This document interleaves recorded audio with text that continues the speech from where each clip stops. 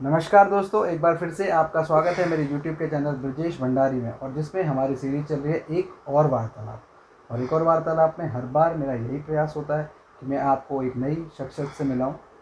और अब बात करते हैं हमारे आज के मेहमान की। आज के हमारे मेहमान हैं चारू तिवारी जी। चारू तिवारी जी एक पत्रकार हैं, एक लेखक हैं और एक एक्टिविस्ट हैं। और बहुत सारे हमारे उत्तराखंड के जो समाज है, हमारी जो उत्तराखंड की सांस्कृतिक जिसे कह सकते हैं कि ग्रुप्स हैं बहुत सारे, उनके साथ एक्टिव हैं और अपनी संस्कृति के लिए बहुत काम करते हैं।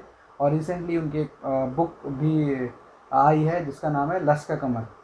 तो हम उनसे उसके बारे में बातचीत करेंगे। पर चारू जी से सबसे पहले मैं आपका स्वागत करूंगा। नमस्कार सर, आपका बहुत नमस्कार। आपका बहुत बहुत आभार ब्रजेश भाई। और मैं चारू जी आपसे सबसे पहले ये क्वेश्चन पूछूंगा या सबसे पहले ये जानना चाहूँगा कि जैसे हर किसी इंसान की कोई एक शुरुआत होती है कि कि उसको जैसे खेलने की हॉबी है या गाने की हॉबी है, डांस करने की हॉबी है, एक्टिंग करने की हॉबी है। तो वैसे ही आपकी जैसे ये पढ़ने की हॉबी है और लिखने की हॉबी है, तो ये आपको कब एहसास हुआ या किस उम्र में एहसास हुआ? क्या इसके पीछे कोई एक ऐसी घटना कोई ऐसी हुई हो वो जो आप हमारे दर्शकों को बताएं? ब्रजेश भाई, सबसे पहले तो मैं आपका बहुत बहुत आभार व्यक्त करना चाहता हूं कि आपने मेरे से बात करने का समय निकाला और मेरे घर में आए हैं। उसके अलावा मैं आपके तमाम उन दर्शकों का बहुत बहुत आभार व्यक्त करना चाहता हूं, उनको नमस्कार करता हूं, उनको पहला करता हूं, प्रणाम करता हूं कि जो आपके इस चैनल को देख रहे हैं। और मैं जब भी आपको देखता हूं, आपकी ऊर्जा को देखता हूं, तो मुझे लगता है कि आप जिस भी रूप में कर रहे हैं उत्तराखंड की साहित्य, संगीत, कला, वहाँ रंगमंच को लोगों तक पहुंचाने का अपने स्तर पर जो काम कर रहे हैं, ये बहुत सराहनीय है। और मैं आपको बहुत, आप जैसे युवाओं को मैं बहुत ज़्यादा उम्मीद के साथ बधाई देता हूं कि आपके हाथों में हमारा जो चीज़ें हैं वो जा रही हैं और सही हस्तांतरण हमारा हो रहा है। ये मेरे लिए सबसे बड़ी खुशी की बात है। जहाँ तक सवाल है कि मेरे लिखने पढ़ने का या मेरे सामाजिक जीवन का, तो जैसा आपने मेरे से पूछा कि ये प्रेरणा कहाँ से मिलती है या कहाँ से चीज़ें आती हैं। पहले तो ब्रजेश भाई ये है कि पूरा जो हिमालय है और जो पूरा उत्तराखंड है और विशेषकर पूरे जो दुनिया की ऐसी भौगोलिक परिस्थितियाँ होती हैं जो हमारे रूप में, जिसको हम प्रकृति प्रदत्त कहते हैं, जिसको हम कहते हैं कि प्रकृति ने हमको अपने आप दे दी हैं वो, और वो प्रकृति से हम पर अपने आप समाहित हो जाती हैं। मैं अल्मोड़ा जनपद की एक ऐसी घाटी का रहने वाला हूं जिसको हम गगास घाटी के नाम से जानते हैं। और गगास घाटी एक ऐसी नदी है, गार्गी नदी, जिसका मानस खंड में भी जिक्र है। तो जैसा आपको पता है कि जो नदियां होती हैं उनका अपना एक इतिहास होता है, अपनी एक संस्कृति होती है, और हमारी जितनी संस्कृतियाँ वो भी नदियों के किनारे पर ही बसती हैं। तो एक तरह से वो नदी मुझे सिखाती थी, वो नदी की आवाज़, वो नदी की स्वर, वो नदी के सुर, वो नदी का प्रवाह, वो मुझे बताता था कि दुनिया कैसे चलती है, दुनिया को हम कैसे सीखना चाहिए, कैसे जानना चाहिए। तो एक किस्म से आप ये समझिए कि मुझे उस पहाड़ ने एक चेतना दी, उन नदियों ने एक चेतना दी, और हमारे परिवेश ने भी हमको बताया कि हमको प्रकृति के साथ चलकर मनुष्यों के साथ जो अंतर संबंध हमारे होते हैं उनको कैसे आगे चलें। तो प्रारंभिक तो दौर यही होता है। और हम जो भी सीखते हैं, ब्रजेश भाई मैं एक बात और आपसे कहना चाहता हूँ कि लोगों को बहुत गलतफहमी होती है कि हम बड़े शहरों में जाते हैं, बड़ी जगहों पर जाते हैं और उससे सीखते हैं। नहीं, हम जो कुछ सीखते हैं लोग से सीखते हैं। और हम जो भी सीख के आते हैं अपने गांव से सीख के आते हैं। और जो शहर हैं, जो महानगर हैं, वो हमारे सीखे हुए को बेच देते हैं, वो हमारे सीखे हुए को बाजार बना देते हैं, और हमको सिखाते कुछ नहीं है बस। तो इसलिए आप देखते हैं कि जितने भी सृजन होता है, आप फिल्मों में देख लीजिए, आप नाटकों में देख लीजिए, जो लोक की अभिव्यक्तियाँ हैं, जो लोक की भाषा है, जो लोक नाट्य है, जो लोक की ठसक है, वो आपको फिल्मों में भी दिखाई देती है। चाहे वो कितनी बड़ी व्यावसायिकता की बात करें, लेकिन वो लोक को नहीं छोड़ पाएंगे, लोक को नहीं छोड़ पाएंगे। तो इस प्रकार से मेरी जो शुरुआत है वो उसी लोक से हुई है, लोगों के बीच से हुई है।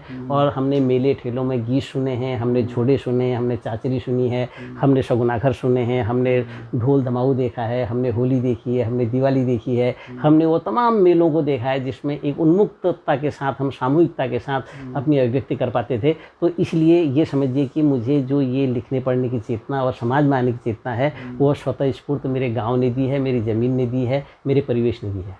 अच्छा, यहाँ मैं आपसे जानना चाहूँगा कि क्या आपको याद होगा कि आपने सबसे पहली किताब कौन सी पढ़ी होगी? मतलब कोई अपनी बुक, स्कूल की बुक होगी या कोई जैसे बच्चों की होती हैं किताबें वैसी कोई किताब होगी, या कोई साहित्य की कोई किताब, या मतलब ऐसा कुछ आपको अगर याद हो तो? नहीं, मैं पहली बात आपको ये कहना चाहूँगा कि एक बहुत अच्छा है कि इन छोटे छोटे हाथों को चाँद सितारे छूने दो, इन छोटे छोटे हाथों को चाँद सितारे छूने दो, 4 किताबें पढ़कर ये भी हम जैसे हो जाएंगे। बिल्कुल सही है। पहली बात तो ये है कि वो किताब पढ़ने का दौर तो बहुत दूर का है, वो सिलसिला बहुत आगे का है, तो इसलिए जो है वो किताबों पर न आके वो तो हम आज पढ़ के जब से हमने किताबें पढ़ना शुरू किया ना, तो तब से हम भटक गए हैं, तब से वो ज़्यादा चीज़ें समझ में नहीं आ रही हैं। लेकिन जब तक हम समाज को पढ़ रहे थे, जब तक हम समाज को देख रहे थे, तब का पढ़ना अगर देखा जाए तो सबसे पहले मैंने महिलाओं के गाँव के अंदर झोड़े चाचरियों को सुन के सबसे पहले मेरी चेतना विकसित हुई है।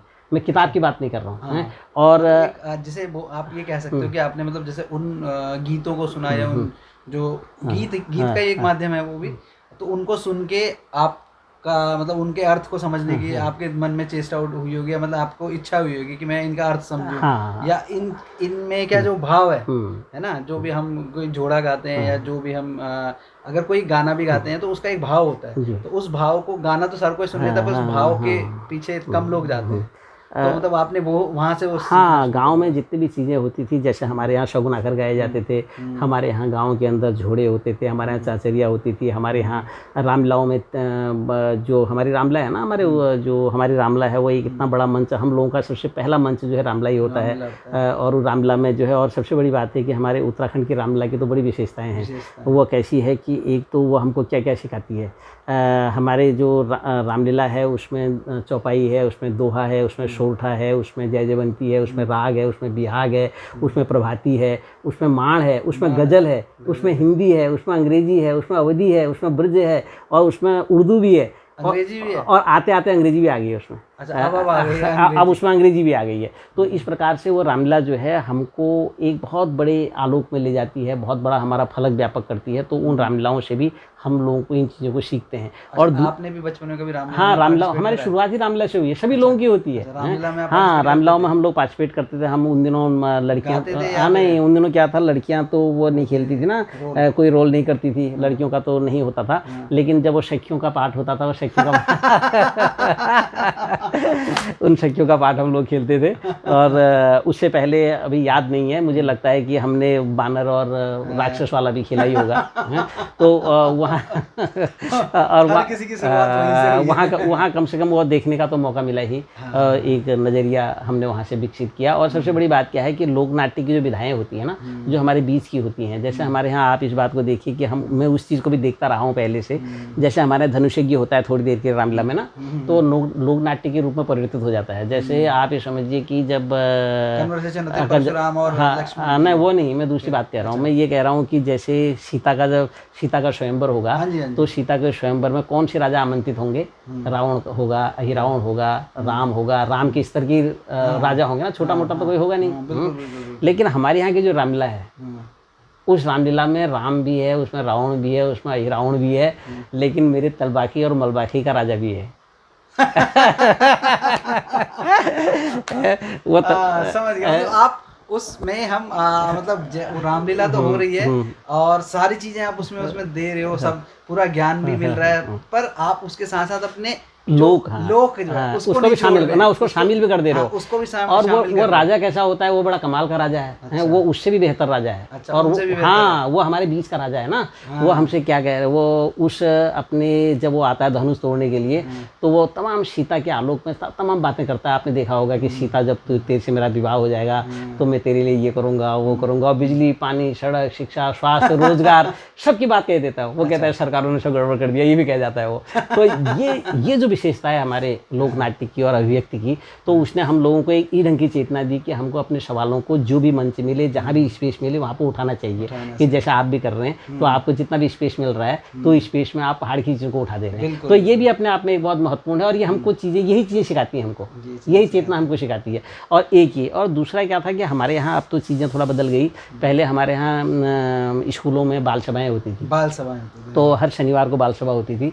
तो बाल सभा में हम चुटकुले गाते थे, हम चुटकुले सुनाते थे, हम छोटे छोटे गीत गाते थे, और कुछ कोई एक्टिविटी होती रहती थी, वो करते थे।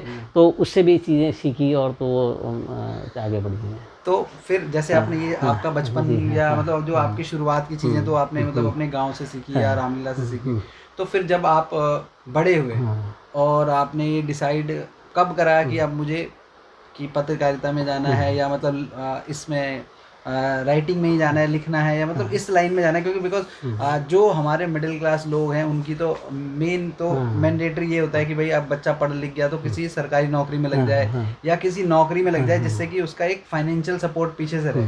तो आपकी क्या सोच थी उस टाइम पे, और आपने फिर ये इस लाइन में कैसे आया? हाँ, ब्रजेश भाई, जैसे आपने पूछा कि ये सारी चीज़ें मेरी शुरुआत कैसे हुई, तो हम तो बहुत ग्रामीण परिवेश के लोग थे, गांव के अंदर रहते थे। मेरे पिताजी वहाँ जहाँ हमारा गांव है वो गगाश है, बिल्कुल रानीखेत से 16 किलोमीटर नीचे, तो वहाँ से गगाश घाटी शुरू होती है। तो वहाँ से लगभग 9 किलोमीटर दूर बग्वाली पोखर है। तो उन दिनों सड़क नहीं थी, बिजली नहीं थी, ये मैं आपको 1974-75 की बात बता रहा हूँ। तो होता क्या था कि मेरे पिताजी भी अपने स्कूल गगाश से लेके बग्वाली पोखर पैदल जाते थे, तो हम भी स्कूल पैदल ही जाते थे और पूरे हमारे इलाके के बहुत सारे बच्चे जाते। तो मैं अपने पिताजी के साथ जाता था। तो मेरे दादाजी की भी और मेरे पिताजी की भी बहुत ज़्यादा रुचि साहित्य में थी और सामाजिक चीज़ों में थी और शिक्षा में तो विशेषकर थी। और मेरे दादाजी भी बहुत पढ़ने लिखने वाले आदमी थे। उन्होंने दुनिया के बहुत बड़े साहित्य को पढ़ा था, लियो टॉलस्टॉय से लेके, वर्ड्सवर्थ से लेके, शैले से लेके, और उन तमाम लोगों को उन्होंने पढ़ा था। और शेक्सपियर का तो बहुत बड़ा साहित्य उनके पास था। तो इस प्रकार से जो है एक जो मेरे अंदर जो एक साहित्य को पढ़ने समझने का जो बीज अंकुरित हुआ वो तो वहीं से हुआ। और फिर पिताजी पढ़ने लिखने वाले थे तो उनके साथ हुआ। तो हम गगाश से लेके बग्वाली पोखर तक जब जाते थे, पैदल ही जाते थे, तो पिताजी का हाथ पकड़ के मैंने कामायनी, प्रियप्रवाह, साकेत और मधुशाला मैंने याद कर ली थी। और उस समय में मेरे दादाजी जो हैं गीता का कुमाऊनी में अनुवाद कर रहे थे, तो मैं गीता को भी मैं पढ़ना मैंने शुरू किया। तो एक किस्म से समझिए कि मैं अपने पारिवारिक पृष्ठभूमि मेरी रही है पढ़ने लिखने की। और बग्वाली पोखर का जो आना जाना जो पैदल था, उसने न केवल मुझे साहित्य की तरफ ले गया, बल्कि उसने समाज को नए ढंग से समझने का रास्ता भी मुझे दिया। एक तो ये महत्वपूर्ण है। उसके बाद क्या हुआ कि जब मैं वहाँ से मैंने हाई स्कूल किया बग्वाली पोखर से ही, फिर वहीं से मैंने इंटरमीडिएट किया, तो उसी समय मैं थोड़ा बहुत छोटी छोटी पत्रिकाओं में कुछ न कुछ लिखने लग गया था। मेरी कुछ न कुछ कविताएं जैसी मैं शुरू कर रहा था उस समय। उस समय क्या हुआ कि जब फिर थोड़ा चेतना का हमारा स्तर बढ़ा, मैं 12वीं जब की हमने, तो उस समय हमारे यहाँ एक बहुत बड़ा आंदोलन चला कुमाऊँ के अंदर, पूरे उत्तराखंड के अंदर। 80 के दशक में उत्तराखंड में शराब का एक बहुत बड़ा दौर चला और पूरे पहाड़ नशे में डूब गया। तो उस समय हमारे युवाओं ने एक बहुत बड़ा आंदोलन चलाया उत्तराखंड संघर्ष वाहिनी ने, उसका नाम था नशा नहीं रोजगार दो आंदोलन। तो नशा नहीं रोजगार दो आंदोलन मेरी बेल्ट में चला, गगाश से लेके बग्वाली पोखर तक बहुत जबरदस्त ढंग से वो आंदोलन चला। तो हम नए लड़के थे, हम भी उसमें शामिल हो गए। तो एक तरह से हमारी चेतना की खिड़की और समाज में क्या हो रहा है इसको जानने का एक रास्ता मिला।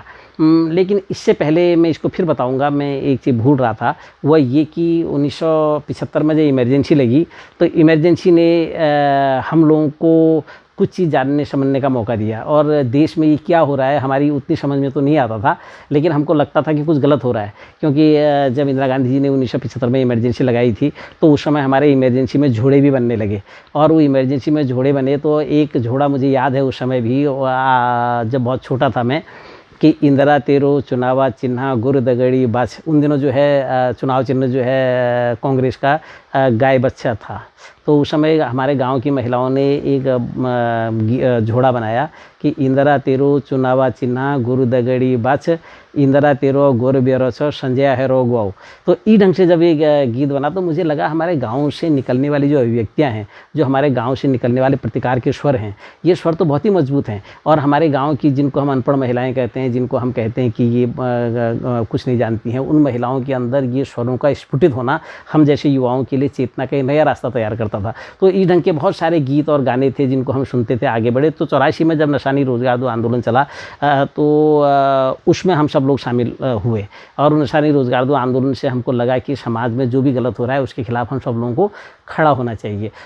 तो उससे पहले एक और घटना मेरे जीवन में हुई थी कि मुझे एक बहुत बड़े वैज्ञानिक थे, डॉक्टर डी पंत, जो कुमाऊं विश्वविद्यालय के कुलपति थे, पहले कुलपति थे। तो उन्होंने जो है फिजिक्स में बहुत बड़ा काम था, वो CV रमन के अंडर में उन्होंने अपनी रिसर्च भी की थी। और दुनिया के जाने माने भौतिक विज्ञानी थे।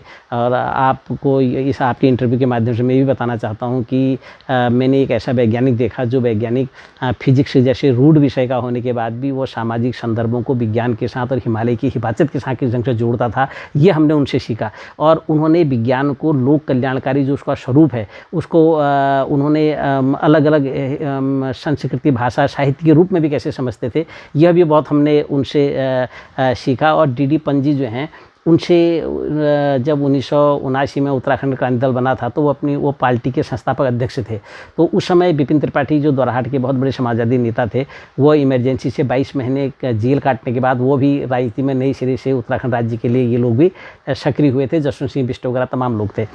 तो हमारा इन लोगों से सबसे पहले बहुत छोटे उम्र में इन सब लोगों से परिचय हुआ। फिर थोड़ा सा हम नशानी रोजगार आंदोलन में शामिल हुए तो उस समय मुझे डॉक्टर शमशेर बिष्ट जी और पी तिवारी जी, डॉक्टर शेखर पाठक जी, हमारे यहाँ राजीव लोचन शाह और प्रताप बिष्ट, दिनेश तिवारी, बहुत सारे ऐसे एक जमात थी युवाओं की जो उस समय पूरे उत्तराखंड में लड़ रही थी। तो हम सब लोग उनके साथ मिले। उनसे सबसे बड़ी विशेषता ये थी उस पूरे युवाओं के संगठन की कि पूरे देश के अंदर 70 के दौर के बाद जो युवाओं का एक नया करवट युवा चेतना ले रही थी, उसमें उत्तराखंड के ये लोग भी थे जिनका नाम देश की उस समय की सबसे महत्वपूर्ण मैगजीनों में, दिनमान वगैरह में भी आ रहा था।